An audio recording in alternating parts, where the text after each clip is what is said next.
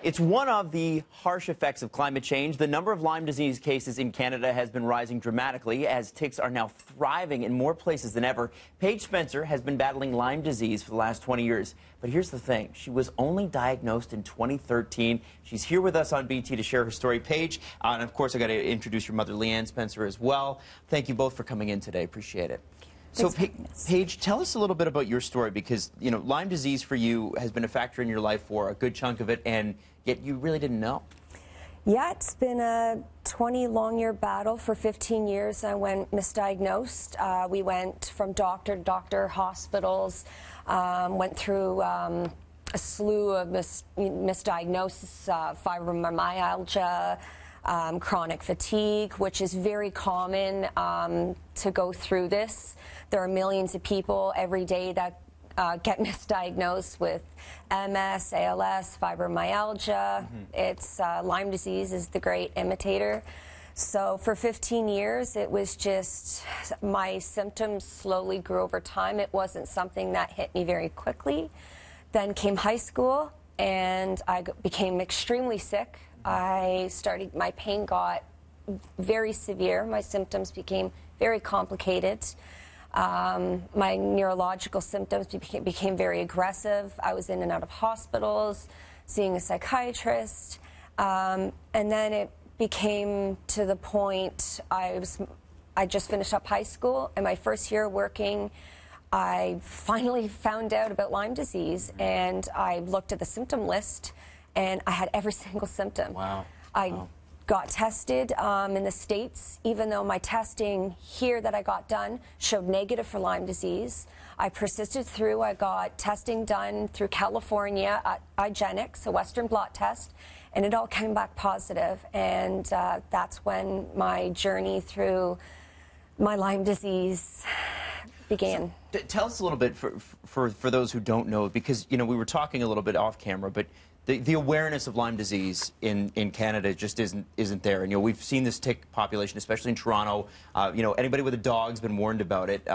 You know, like, we've all been warned. And yet, I don't think people are taking it as seriously. I don't think it's really kind of sunk in yet. So can you tell me a little bit about what your daily life is with Lyme disease? My daily life currently is my bedroom, is being bedridden. I used to be able to go out. I used to be able to walk my dog.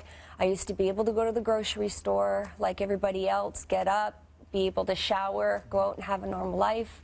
That life has been taken from me because of this disease. I used to be able to have a social life. That life has been taken from me. I cannot cook. I can barely get out of bed most days. It's a horrible, horrible day of just horrendous pain. I just cannot control. I can go from a 3 to a 10 in a matter of seconds. I can have numerous amounts of pain throughout my body. I can have all arthritis, bone pain, and organ pain, and eyes, and my breathing. I can't breathe. I'll be gasping for air. It feels like my lungs are collapsing, and my legs will just start to I'll just start to shake and tremor, and there's nothing. The hardest part is there's nothing anybody can do. So, in terms of us watching out, and I'm sorry, I'm very moved by what you just said.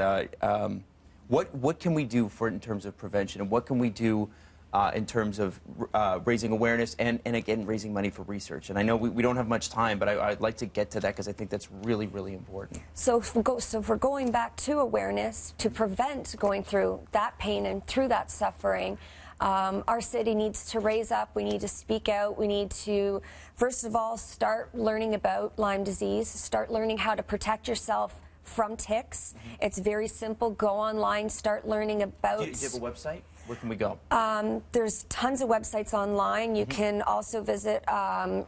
Magnotta Foundation. She has a research center. She is trying to get going to do a research hospital for Lyme disease. You can visit CanLyme, Lyme Ontario. There's lots of good websites to visit with Lyme information. And you have a GoFundMe page as well. It's GoFundMe.com, Paige Spencer's Fight to Survive. Yes, so, we've spent over $400,000 on medical treatments. I have no doctor to see. We were going to the States, but my disease has become so complex. I'm sorry, I have no one to see anymore. So if anybody knows of any doctors who can help my situation now, my disease becomes so complex. I can't get out of bed. I can't live like this anymore. My family is struggling to pay for any bills, so that's why we had this GoFundMe. So any help we would be extremely, extremely grateful. So please protect yourselves. Please read up on this disease. Please don't let your families be affected by this horrible disease.